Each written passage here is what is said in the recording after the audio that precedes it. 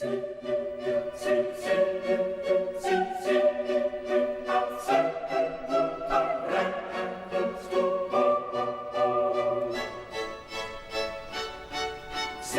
voulu que nous puissions considérer notre propre culture comme quelque chose d'aussi étranger à nous-mêmes que la culture, par exemple, des Arabèches ou des je n'ai pas l'impression d'enseigner, c'est-à-dire d'exercer par rapport à mon auditoire un rapport de pouvoir. L'enseignant, c'est celui qui dit, voilà. C'est que si la normalisation est un processus gouvernemental, si on peut dire philosophique, par nous, différentes fonctions qu'elle peut et qu'elle doit avoir, a aussi celle-là, de s'interroger sur ce que nous sommes dans notre présent et de notre actualité. C'est très étonnant quand si on pose par exemple devant soi l'ensemble des livres de Foucault.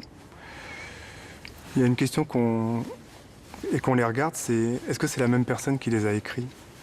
Ça apparaît incroyable qu'en 20 ans, c'est que 20 ans sur la période sur laquelle Foucault a écrit, il y ait pu avoir des styles, des sujets, des thèses, des rhétoriques à ce point disséminées, éclatées, incohérentes. Et on se demande qu'est-ce qui fait l'unité de cette œuvre, si ce n'est que ce nom, dont on se demande à quoi il renvoie, puisqu'il y a pratiquement un vide dans ce qui serait le rapport entre tous ces livres. C'est un sentiment très frappant, ça, quand on lit plusieurs livres de Foucault, mais est-ce que c'est le même ? Cette idée d'une pensée en permanence qui se contredit elle-même, qui se reprend elle-même et qui se constitue elle-même, comme ce contre quoi on écrit le nouveau livre, c'est ce que Foucault appelle l'écriture. Il dit écrire, c'est se transformer, c'est se déprendre de soi-même, c'est se départir de soi-même. Et si je savais déjà où est-ce que j'allais, j'écrirais pas. Et donc, au fond, ce qui est important, c'est que Foucault prend comme point de départ de chacun de ses livres son précédent pour s'en défaire. On pourrait presque dire qu'il écrit en permanence contre lui-même, dans un dialogue avec lui-même, au sens où il part de là où il s'était arrêté pour devenir autre chose.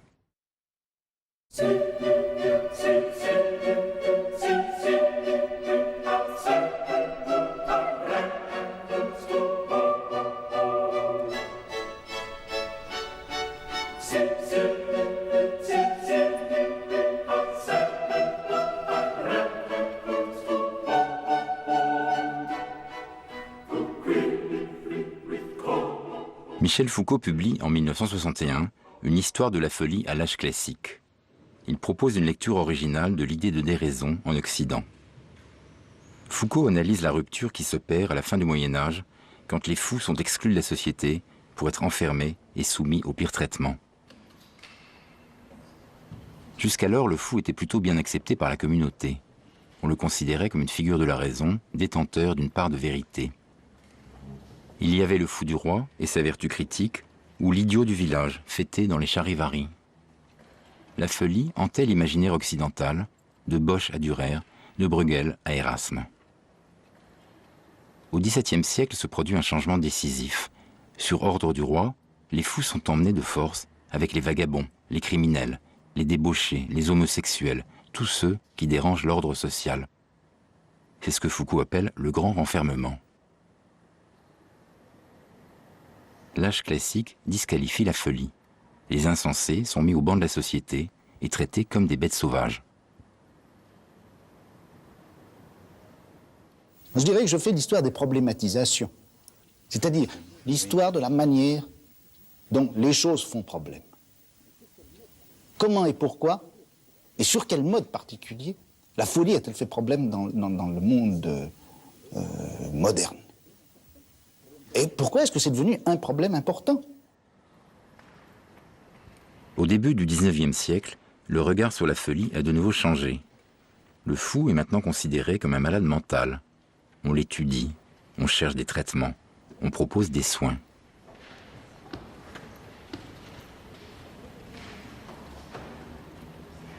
L'aliéné reste enfermé, mais sa condition matérielle s'améliore à l'intérieur de l'asile. Il devient un pensionnaire, puis un patient.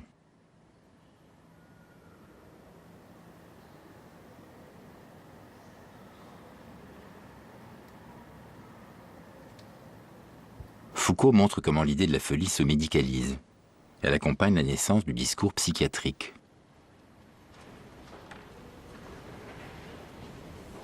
L'histoire de la folie, ça peut donner le sentiment d'être effectivement un livre soit sur l'histoire de la médecine, soit sur l'histoire des pratiques de l'internement et du traitement d'un certain nombre d'individus qualifiés comme fous. Mais au fond, on peut très bien également lire ce livre comme l'une des grandes réflexions sur le thème du pouvoir et du fonctionnement du pouvoir dans les sociétés contemporaines, avec cette idée que Foucault développe, qui est que le fonctionnement essentiel du pouvoir, c'est de produire des frontières, c'est de diviser la société entre deux espaces, qui va être l'espace interne, l'espace de ce qui est social, de ce qui est digne, qui va être l'espace en fait de la raison, et un extérieur, c'est-à-dire en fait de couper la société pas tellement en deux, mais en fait de définir ce qui est le monde normal, et un extérieur qui va être l'ensemble des individus assignés à cette position. Et le pouvoir, c'est un opérateur d'exclusion entre l'interne et l'externe. Et donc c'est ce qui crée une part sombre, une part noire, une part obscure de la société. Et faire l'histoire de la folie, c'est faire l'histoire de tous ces processus d'exclusion du monde social, du monde normal et du monde intellectuel.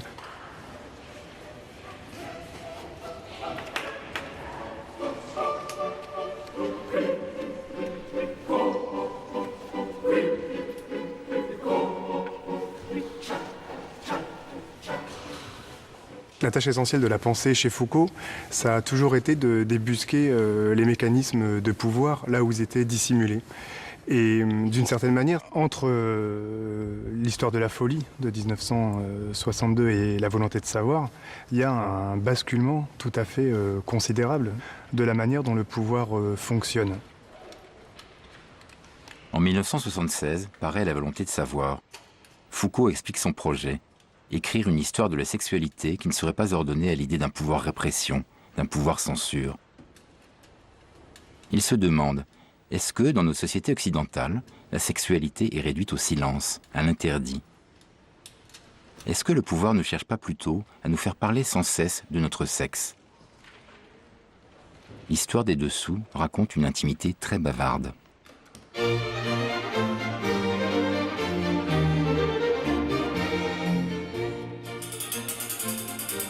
L'armature, qui sous-tend la robe, dissimule le corps. Mais en réalité, elle sert aussi à le mettre en valeur. Elle le modèle. Elle dessine une silhouette idéale de la féminité.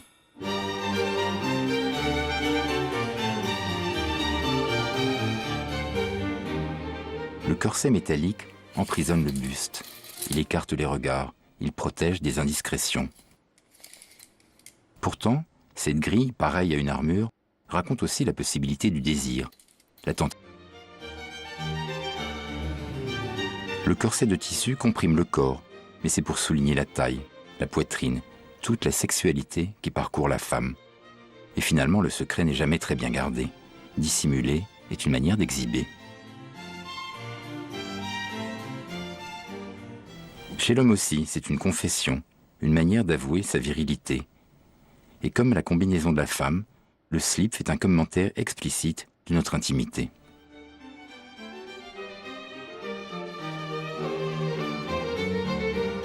Foucault écrit « Nous sommes dans une société du sexe qui parle. Tout nous invite à l'exprimer, à le mettre en scène. Le vêtement lui-même en fournit un vaste récit. C'est une incitation, presque une obligation, à dire et redire que le sexe nous constitue. » Ce que fait la volonté de savoir de totalement inédit, c'est l'idée que la prise de parole est ce qui est exigé par le pouvoir, qu'il y a une injonction à l'énonciation.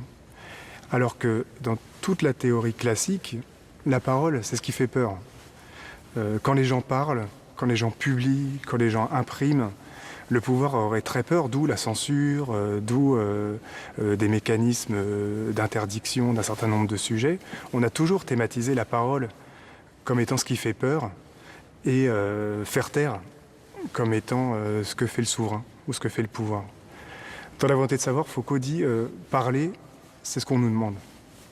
C'est ça le pouvoir, c'est nous faire parler, nous demander de parler et de penser que c'est important de parler. Et ça, c'est une nouvelle conception des rapports entre pouvoir, discours et énonciation qui est tout à fait impressionnante.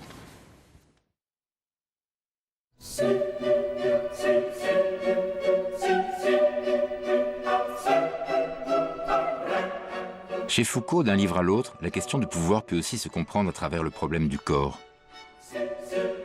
Dans l'histoire de la folie, le corps est réprimé, empêché. Sa sexualité est entravée, vouée au silence. Tout débordement est proscrit. Le corps est l'objet d'un interdit, et le pouvoir qui le tient est un pouvoir qui dit non. Dans La volonté de savoir, en revanche, Foucault dit que le corps est mis à l'honneur, amplifié, encouragé. La sexualité est commentée et fait l'objet d'un discours permanent. Le pouvoir est un pouvoir qui dit oui. Il suscite, il constitue chacun de nous. Le corps est toujours un lieu traversé de pouvoir.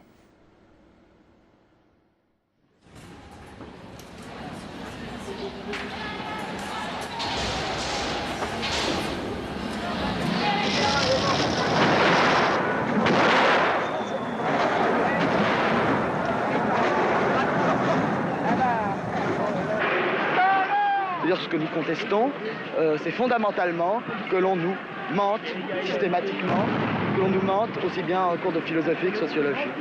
La prise de conscience par la jeunesse actuelle de ce qu'était le patrimoine culturel, de ses raisons politiques, de ses raisons économiques, cette prise de conscience, eh bien voilà ce qu'elle donne, voilà ce que c'est. C'est une émeute.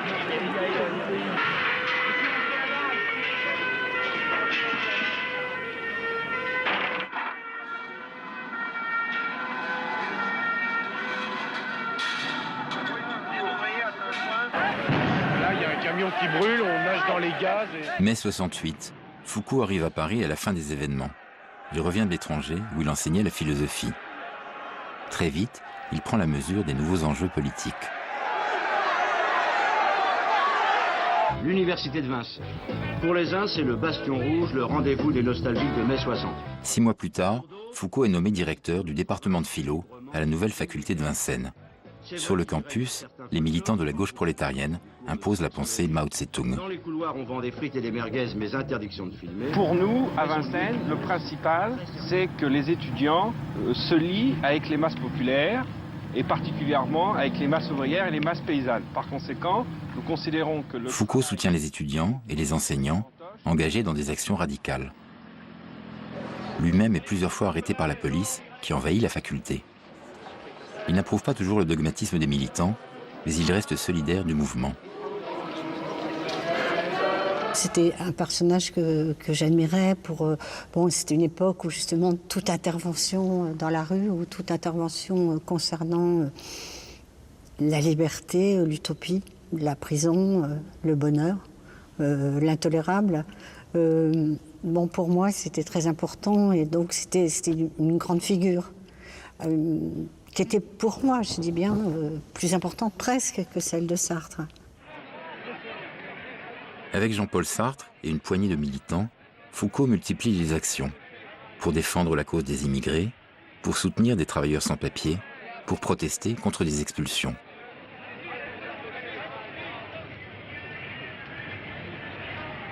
C'est un moment d'accompagnement de quelque chose qui est ressenti. On ressent quelque chose dans l'opinion publique et on y va, mais pas de surplomb. On ne mène pas et il n'a jamais voulu que sa parole soit de surplomb.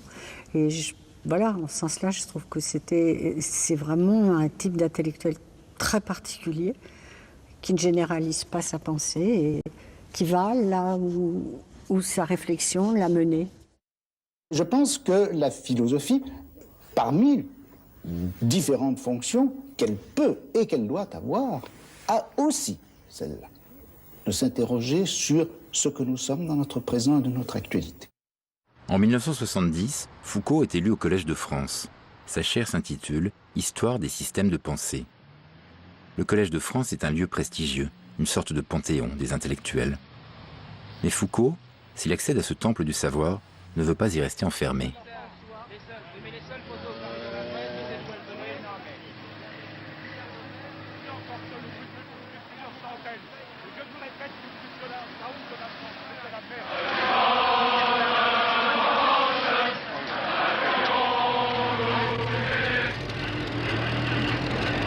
Toute l'extrême gauche se mobilise quand les travailleurs étrangers sont victimes de crimes racistes ou de bavures policières.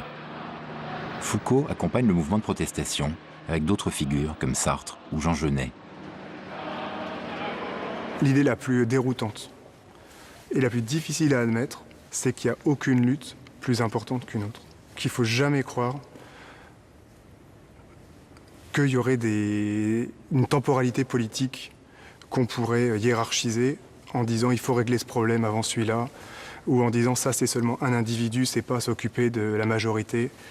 L'idée de Foucault, c'est que toutes les luttes sont aussi centrales, parce que chacun de nous est le centre de sa vie, parce que la vie sociale est dispersée, et qu'il n'y a pas de hiérarchie dans la politique, toutes les luttes se valent, et il faut mener le combat en permanence et être vigilant en permanence. Pour lui, tout cas mineur, tout moment discursif, toute stratégie, tout discours de l'un ou de l'autre, toute parole anonyme est déjà pour lui significative. Donc en ce sens-là, oui, c'est quelqu'un qui travaille sur des champs très, en tout cas pour ce que je sais, sur des champs extrêmement précis et il va falloir qu'il bataille pour faire admettre que ces champs précis ont une influence très très grande sur d'autres champs. Mais la réduction sur un champ, elle est pour lui comme un laboratoire. C'est un laboratoire sur lequel se fait sa pensée. En un an, 13 mutineries se sont succédées dans les prisons françaises. Après Aix-en-Provence, ce fut principalement Lyon, Clairvaux, Les Baumettes, Toul, Nîmes, Amiens, Rouen, Fleury-Mérogis. Au cours de l'année 1971, des grèves de la faim et des révoltes éclatent dans les prisons françaises. Foucault est lui-même engagé sur ce terrain. Il a fondé, avec d'autres intellectuels, le groupe d'information sur les prisons GIP. Le GIP veut dénoncer le régime pénitentiaire à partir de la parole des détenus. Il constitue des groupes d'enquête. Dans plusieurs villes, des questionnaires sont distribués aux prisonniers et à leurs familles. Les témoignages recueillis révèlent les cellules surchargées, l'enfermement au quotidien, la violence, l'arbitraire du système carcéral. Foucault souhaite alerter l'opinion publique.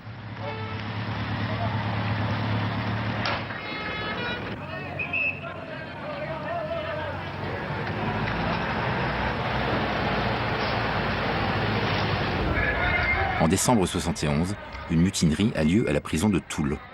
Foucault va sur place et tient une conférence de presse pour dénoncer les conditions des prisonniers. Il ne peut pas parler dans la rue comme il écrit dans ses livres. Donc là, il anticipe une forme d'acte intellectuel qui est un acte de proximité avec une population qu'il n'a sûrement pas l'habitude de côtoyer tous les jours. Donc être militant, c'est quand même ça aussi. C'est partir, j'allais dire, au charbon. Hein. Ça veut dire, et c'est désirer accompagner aussi la pensée des autres, parce que je pense qu'il y a une interaction et que c'est une interaction qu'il a toujours voulu. Déclenchée vers 8 h du matin, la mutinerie a duré jusqu'au milieu de l'après-midi. En janvier 1972, c'est la prison de Nancy qui entre en rébellion. 50 prisonniers ont gagné les toits pour bombarder à coups de tuiles les forces de l'ordre chargées de mater la révolte.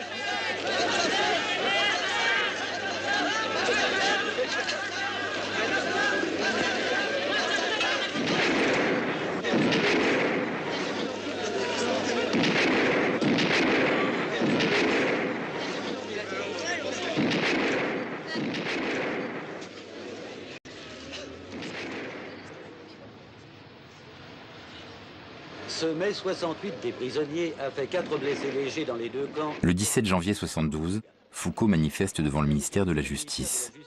Il est venu avec les philosophes Gilles Deleuze et Jean-Paul Sartre et un groupe de militants du GIP. Ils organisent une conférence de presse dans les locaux de l'agence APL qui donnera bientôt naissance au quotidien Libération.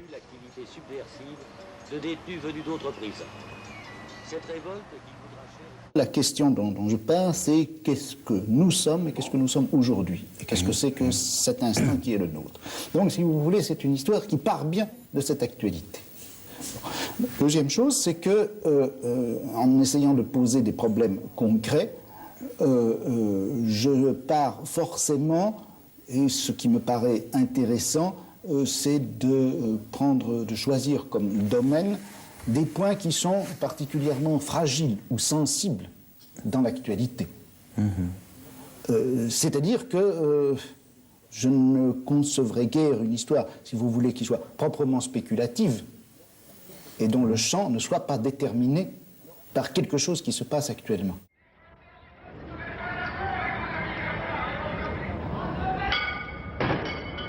Tandis que l'agitation étudiante tient la chronique du quartier latin, Foucault a commencé ses cours au Collège de France sur les théories et institutions pénales et sur la société punitive. Le collège lui-même. Champollion, membre du collège. Il cherche. Le public vient nombreux. Foucault est un intellectuel très en vue, qui cohabite avec des sommités comme Jules Villemain ou Claude Lévi-Strauss. Dans son séminaire, Foucault mène une réflexion sur le contrôle et la soumission des corps dans les prisons, dans les écoles, dans les ateliers. Ce travail sur le micro-pouvoir servira de matériau à son livre « Surveiller et punir ». En même temps, parfois dans la même journée, Foucault quitte sa chaire pour aller manifester dans la rue. Oui, quelques brèves manifestations sporadiques de petits groupes d'extrême gauche ont eu lieu hier. Vente de la cause du peuple, défilés, banderoles, slogans et quelques attaques de petits commandos. Avec son compagnon Daniel Defer, Foucault est proche des maoïstes réunis autour du journal La Cause du Peuple, dont le directeur est maintenant Jean-Paul Sartre. À leur côté, Foucault participe à des actions militantes. Il y a une articulation très forte dans la démarche de Foucault entre ses engagements très locaux parfois et ses élaborations les plus conceptuelles. Penser, c'est essentiel pour une pratique de l'émancipation, et Foucault refusait l'anti-intellectualisme de la lutte pour la lutte. Il faut penser, et penser c'est important, mais qu'en même temps le risque de la pensée, c'est de s'enfermer sur elle-même, c'est de devenir un jeu pour elle-même, une esthétique vide, et de se complaire dans ses concepts, d'où l'importance de revenir régulièrement sur le terrain. Contre les saisies arbitraires. Avec les Mao, Foucault participe aux réunions des comités Vérité-Justice qui dénoncent les crimes quotidiens commis par le capitalisme.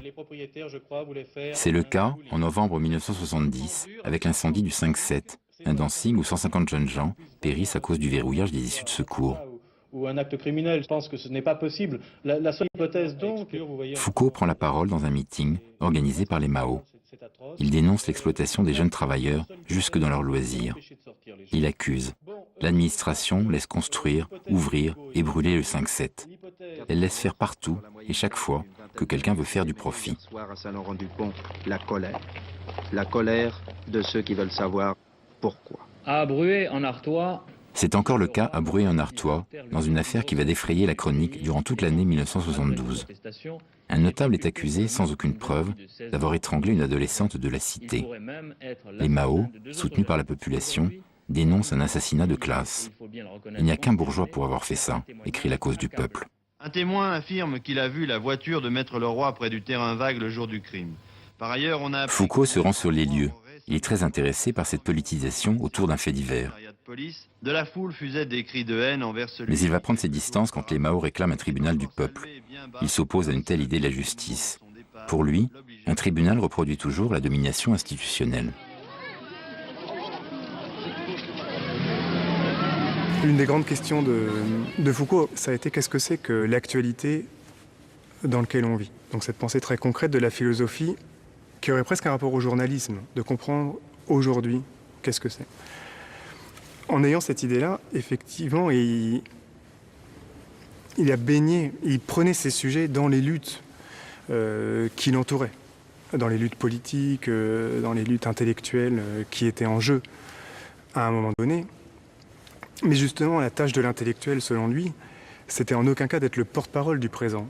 C'était pas du tout de se faire théoriquement la caisse de résonance d'une politique qui lui préexistait, mais c'était de constituer de nouveaux objets politiques. C'est son regard, je crois, qui sait immédiatement, simultanément, mélanger l'abstraction la plus grande à l'univers de l'être singulier qu'il rencontre ou qu'il approche ou qu'il entend. Et ça, je crois que c'est quelque chose qui le définit très particulièrement.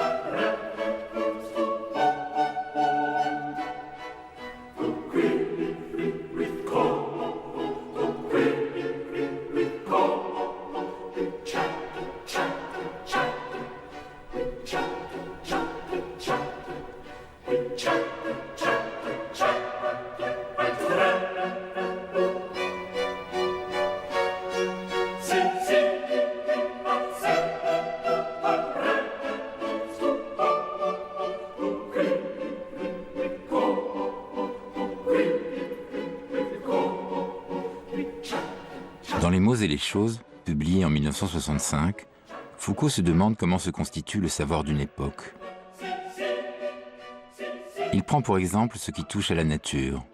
Dans le domaine des sciences naturelles, pendant longtemps, on a cherché à ordonner, confronter, mettre en regard les unes avec les autres les variétés de plantes, d'animaux, d'organismes naturels. Durant tout l'âge classique, qui va de la Renaissance jusqu'au XIXe siècle, le savoir consistait d'abord à classer et reconnaître. Classer entre eux tous les objets visibles, reconnaître leurs similitudes et leurs différences. Le savoir se fondait sur l'identité et l'altérité.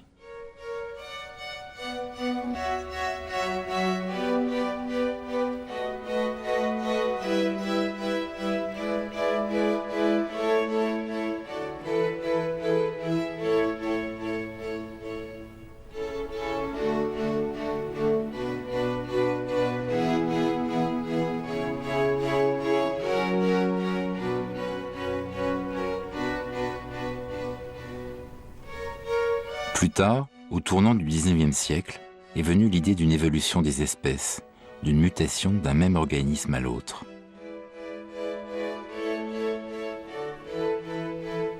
Le facteur temps est entré en jeu dans l'organisation de la connaissance. Les sciences naturelles de l'âge classique ont laissé place à la biologie.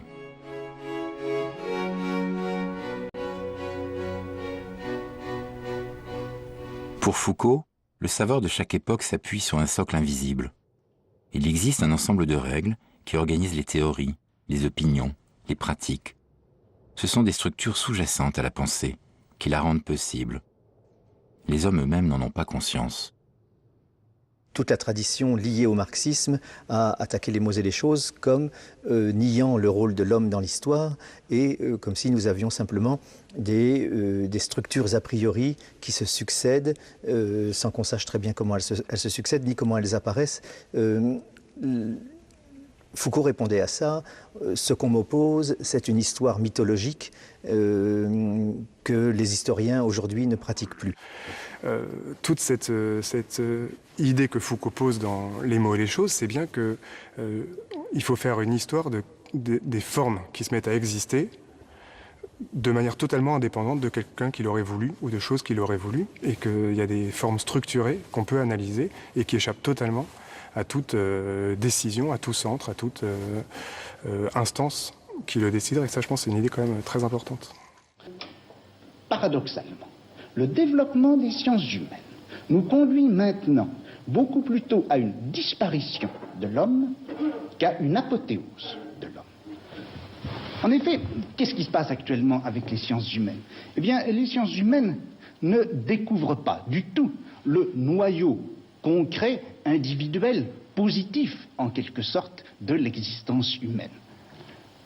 Tout au contraire, ce qu'on voit lorsque l'on étudie, eh bien, par exemple, les comportements, structures de la famille, par exemple, c'est ce qu'a fait Lévi-Strauss. Ou lorsqu'on étudie les grands mythes indo-européens, comme l'a fait Dumézil. Ou encore, lorsqu'on étudie, eh bien, précisément, l'histoire même de notre savoir, on s'aperçoit que ce qu'on découvre, ce n'est pas l'homme dans sa vérité, l'homme dans ce qu'il peut avoir de positif.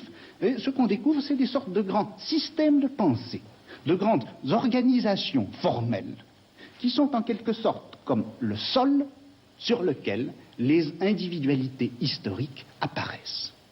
C'est un livre qui a été violemment attaqué, qui a été considéré comme un livre d'un philosophe de droite, qui niait l'action humaine, Sartre dira la praxis transformatrice, qui précisément est ce qui permettrait d'expliquer les transformations historiques. On peut dire que son livre est une grande polémique intellectuelle et philosophique contre toute une tradition, la phénoménologie, l'existentialisme, l'humanisme. Donc on peut dire que c'est un livre qui est écrit contre Sartre, contre Merleau-Ponty et contre les grands noms qui dominaient la vie intellectuelle, culturelle et théorique de l'époque. Quelle idée de l'homme avez-vous ? Je crois que l'homme a été, sinon un mauvais rêve, sinon un cauchemar, du moins une figure très particulière, très déterminée, historiquement située à l'intérieur de notre culture. Vous voulez dire que c'est une invention ? C'est une invention que l'homme. Ce n'est pas l'homme, la notion d'homme, la catégorie d'homme qui est au centre du savoir et de la réflexion, mais ce sont les systèmes, les structures. Donc Foucault est un penseur structuraliste, donc anti-humaniste en ce sens-là. Oui.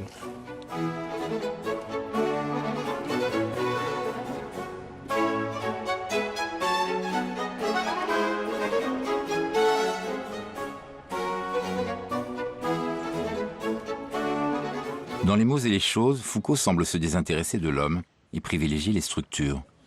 20 ans plus tard, en reprenant son histoire de la sexualité, il remet au premier plan la question de l'homme. Dans l'usage des plaisirs et dans le souci de soi, paru en 1984, Foucault étudie l'homme durant l'Antiquité. Il s'intéresse au monde grec et latin. Il observe comment la sexualité se définit par des usages et des règles de conduite. L'Antiquité ne prescrit pas une morale stricte qui fixerait le possible et l'interdit. Mais la tolérance n'est pas si grande qu'on le dit parfois.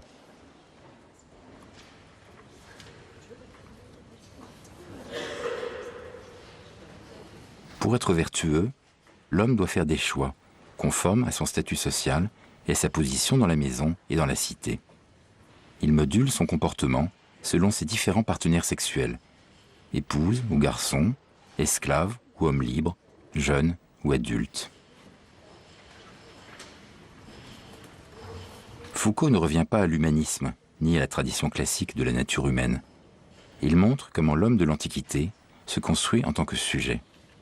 Il est en quête de plaisir et cherche tout ce qui pourrait l'accomplir dans son corps.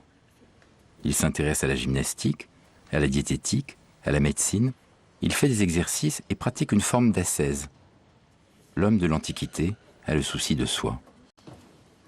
Et les derniers livres ne sortent qu'en juin 1984. Il a mis 8 ans à faire ces 2 volumes suivants de l'histoire de la sexualité. Et il y a tout un remaniement de sa démarche, une réélaboration de sa pensée, de sa réflexion. On peut dire que ce n'est plus le même Foucault. Il essaie plutôt d'insister sur comment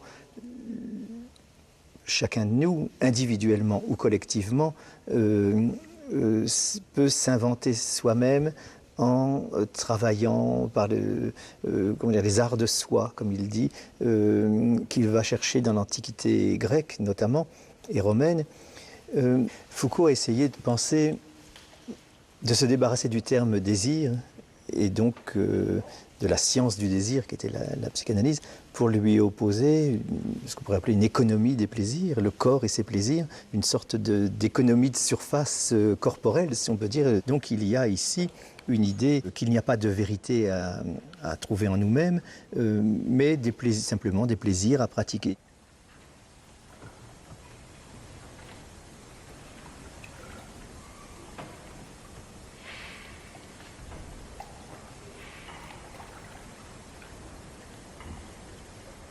Ce qui intéresse Foucault dans son voyage vers la Grèce de l'Antiquité, c'est nous aujourd'hui. Il essaie de penser des pratiques de subjectivation pour nous aujourd'hui. Et on peut dire qu'il met au contact de ce qu'il voit, notamment aux États-Unis, les mouvements contre-culturels, les communautés gays qui l'intéressent tant quand il va enseigner à New York et à San Francisco. Il met ça au contact de ce qu'il trouve dans la Grèce antique, à savoir des pratiques de ce qu'il appelle des arts de soi, des techniques de soi, qui sont comment se gouverner soi-même, comment arriver à faire de sa vie, comme il le dit dans une interview tardive, une œuvre d'art. Et donc il y a peut-être ici une sorte d'accomplissement de sa pensée, où on sort de l'affrontement avec le pouvoir pour essayer de penser comment, si le pouvoir est si puissant, est partout, etc., et comme il le dit, le pouvoir est partout, mais partout où il y a pouvoir, il y a résistance. Comment cette résistance peut se jouer dans les pratiques quotidiennes, dans l'invention de soi-même, dans le gouvernement de soi. L'immense détour par la Grèce est, je crois, une manière pour lui de défaire tout le dispositif psychanalytique et d'inventer une nouvelle idée du sujet, d'une subjectivité qui est profondément et de part en part non naturelle mais historique.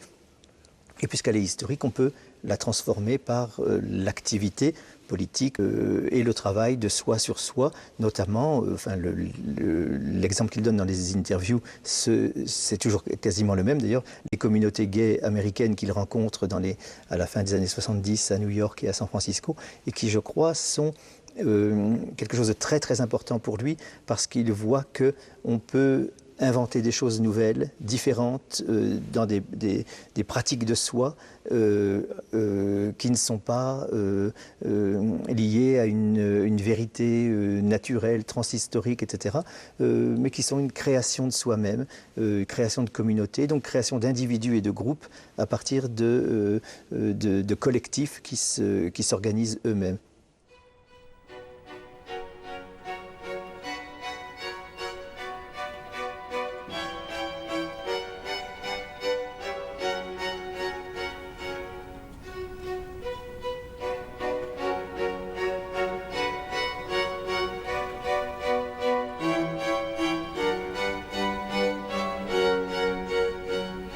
Mais je crois que pour lui, en Californie, certainement sa vie personnelle allait nourrir sa vie intellectuelle. Parce que je crois que ce qu'il a découvert en Californie, et à certains moments, je le trouvais même un peu naïf, mais d'une manière merveilleuse, enfin, de sorte d'ouverture très, très généreuse à ce qui se passait là-bas. Ce qui, pour lui, était très, très différent du genre de mode de vie qu'il connaissait ici, apparemment. Mais ce qui était intéressant, c'est qu'il trouvait, quand il dit souvent, enfin une expression que j'utilise souvent dans mes propres écrits, qu'il faudrait inventer de nouveaux modes relationnels.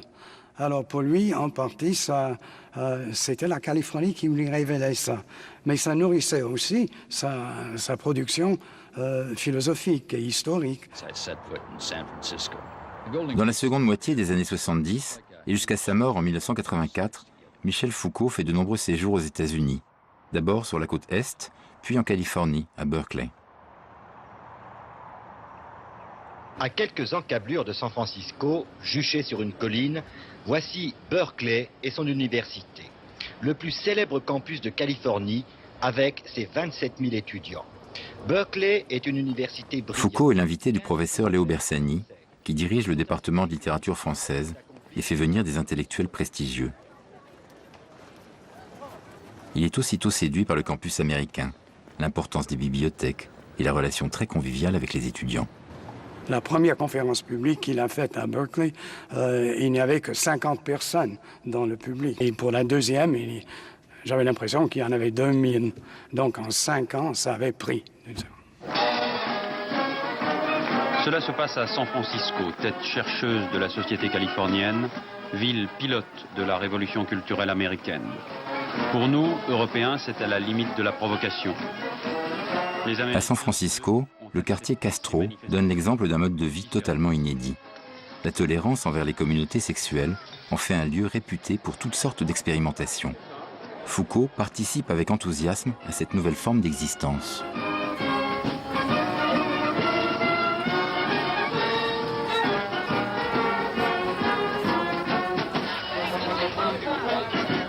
Je crois que c'est à travers la vie sexuelle du monde gay qu'il a découvert des modes de vie intéressants pour lui.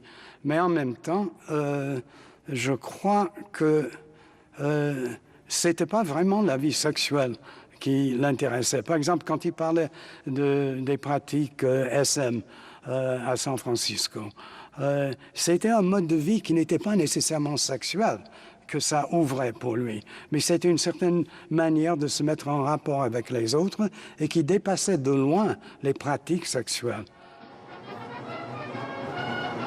Le nouveau mode de vie recherché par Foucault concerne aussi les drogues hallucinogènes, en particulier le LSD, dont il fait la découverte avec ses amis californiens. Il va poursuivre régulièrement cette expérience à Paris, en compagnie de jeunes écrivains comme Hervé Guibert ou Mathieu Lindon, qui font partie de ses amis proches. Paris, c'est aussi le Collège de France, où il continue son séminaire annuel. Foucault est un auteur reconnu, qui publie chez Gallimard et possède une grande aura dans le monde intellectuel. Ceux qui ont écouté ses cours, c'est vraiment un public très très particulier. C'est l'écoute de quelqu'un qui, c'est sûr, est professeur au Collège de France, mais qui est pour eux non pas hors institution, qui est dans l'institution, mais qui est hors norme et qui leur enseigne quelque chose qui dépasse tout ce qu'ils ont entendu et qui va fructifier. Je sais pas, c'était comme une donnée, mais qui lui donnait beaucoup de liberté en même temps. C'est-à-dire, il était professeur au Collège de France, c'était une identité extrêmement forte en France, intellectuellement. Mais en même temps, le fait d'être professeur au Collège de France le rendait très célèbre partout dans le monde. Et donc, il recevait des invitations partout où il pouvait être cet être qui était tout à fait différent de ce qu'on identifie comme professeur au Collège de France. C'est très utile d'être un professeur très connu parce qu'on peut jouer sur ça pour... Enfin, je ne dis pas qu'on subvertit toute l'institution, mais l'institution devient le point de départ pour quelque chose qui est fondamentalement anti-institutionnel. À Paris, comme à San Francisco, Foucault tire parti de sa place centrale dans l'institution. Il vit comme il l'entend, il mène plusieurs existences, il se transforme facilement. Dans sa pensée aussi, Foucault déjoue toutes les attentes et les stéréotypes. Et pourtant, il est un pur produit du système universitaire français. Il a été formé à l'excellence. Après sa scolarité en province, il est monté à Paris pour faire une classe préparatoire à Henri IV, le meilleur lycée parisien. La Cagne le mène rue d'Ulm, à Normal Sup, où il passe 4 années studieuses. Ensuite, il réussit l'agrégation de philosophie, il entreprend une thèse de psychologie et commence à donner des cours. Quelques années plus tard, le Collège de France va consacrer ce parcours exemplaire. Quand on regarde la trajectoire de Foucault, il est frappant de voir qu'il a tous les titres les plus légitimes. Et qu'en même temps, il a une pratique extrêmement innovante et des objets de recherche totalement illégitimes avant lui. D'un côté, il a fait l'école normale supérieure, il est agrégé de philosophie, il a fait une thèse à la Sorbonne. Donc il a un parcours qui donne toutes les apparences de la légitimité académique, de la centralité académique. Et dans le même temps, il va faire des livres d'histoire. Pour un philosophe, déjà, c'est tout à fait nouveau. Et pas l'histoire de n'importe quoi, mais l'histoire des fous, puis l'histoire de prisonniers, puis l'histoire de la sexualité. Donc avec des objets indignes qu'il importe dans le champ le plus légitime. Et il y a une contradiction comme ça qui est très belle dans son œuvre, qui dénote une capacité de résistance très forte à la domestication institutionnelle. Précisément, ce que Foucault a réussi à faire, c'est d'utiliser le capital institutionnel et le capital symbolique pour transformer la définition de la philosophie et la définition de l'activité de pensée. Il a utilisé les institutions pour redéfinir le champ du pensable pour tout le monde, plutôt qu'il s'est laissé domestiquer par elles. Et ça, c'est l'une de ses grands apports à la pensée contemporaine. Quel a été au fond votre itinéraire? Qu'est-ce qui a été le fil conducteur de votre réflexion? S'il est possible de répondre à une telle question.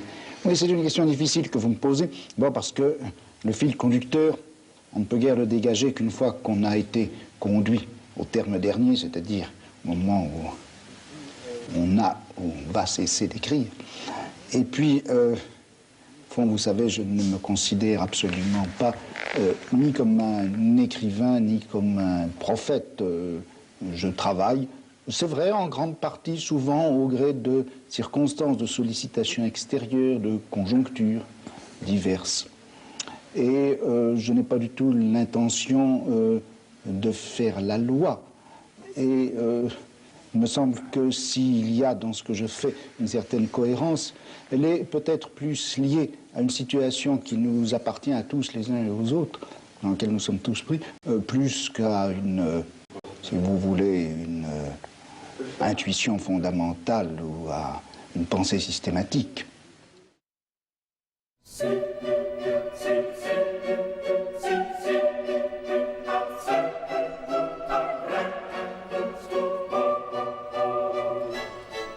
Les écrits de Foucault portent sur les sujets les plus divers, sur la folie, sur les fondements du savoir, sur la pénalité, le biopouvoir. Ils concernent la philosophie, l'histoire, le droit, la littérature.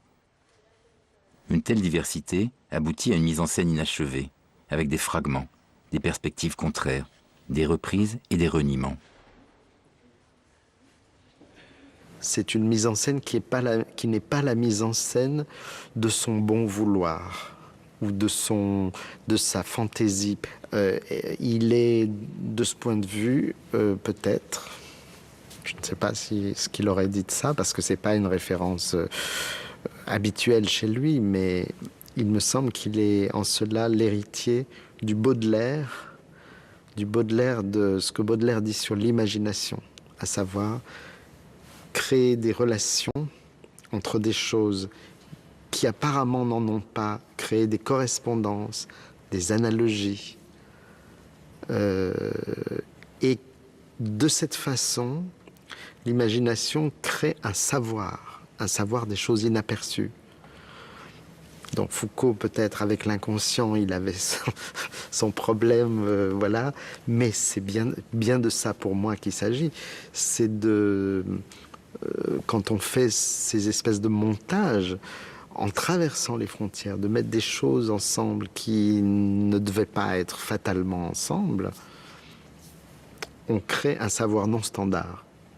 On crée des rapports, des relations, on les crée par montage, et de deux choses l'une, ou ce montage est raté, c'est-à-dire que c'est gratuit et ça ressemble à rien, ou on découvre ça c'est le meilleur des cas, et Foucault l'a fait souvent, où on découvre une analogie féconde, quelque chose qui révèle un impensé.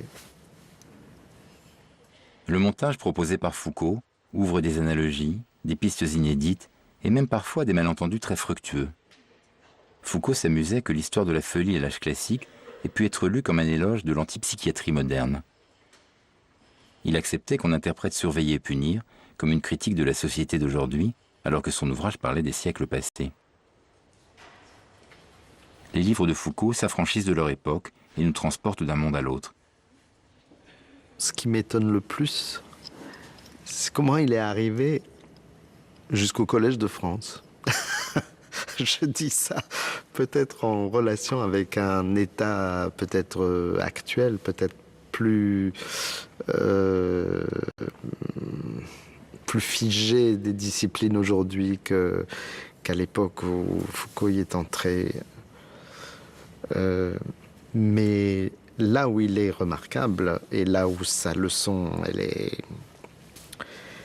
est pour tout le monde et pour très longtemps, c'est qu'il faut savoir traverser les frontières. La gestion territoriale, là il est proche de Deleuze évidemment, hein, le Deleuze-Guattari des sciences royales, sciences nomades. Foucault est totalement un nomade, ça c'est absolument magnifique. C'est-à-dire qu'il a réussi à occuper une chaire. Bon, d'accord, très bien. Mais cette chaire était quelque chose qui était fait pour traverser les frontières des champs, les champs territoriaux du savoir. Ça me semble vraiment fondamental parce que constamment, les savoirs tendent à se reclore sur eux-mêmes. Chaque petit savoir essaye de devenir royal, science royale, à l'intérieur de... Même s'il est petit, il essaye de devenir autonome avec ses frontières. À l'intérieur de ça, il y aura un roi et il y aura une expertise, etc. Là, on peut très bien dire à Foucault, mais enfin, vous n'étiez pas expert en antiquité tardive et en théologie, voilà, etc. Le fait de transgresser constamment, de passer, de traverser les frontières, c'est la chose qu'il faut absolument retenir. C'est fondamental. Je dirais d'ailleurs que une des caractéristiques de ce qu'on appelle une image, c'est qu'elle peut traverser les frontières. Une image traverse les frontières. Exemple, un timbre-poste, par exemple. Un timbre-poste, c'est fait pour traverser les frontières. Voilà. Les images, les idées, la construction des savoirs, si elles se territorialisent, on est mal barré. Il faut se déterritorialiser. Foucault n'a jamais cessé de faire ça.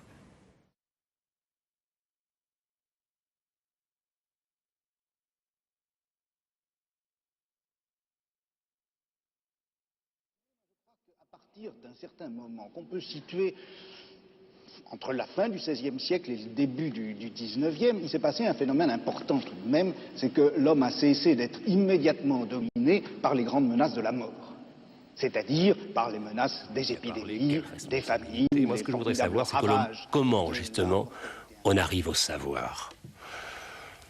Arriver au savoir, vous savez, on est dedans. On est dedans. Moi, je dirais que... Finalement, vous savez, quelqu'un comme moi, c'est-à-dire né dans la petite bourgeoisie. Au-dessus de cette trame des nécessités que nous essayons maintenant de parcourir, on verra surgir de grands systèmes, de grandes options politiques, de grandes options morales. Plus froides, non ?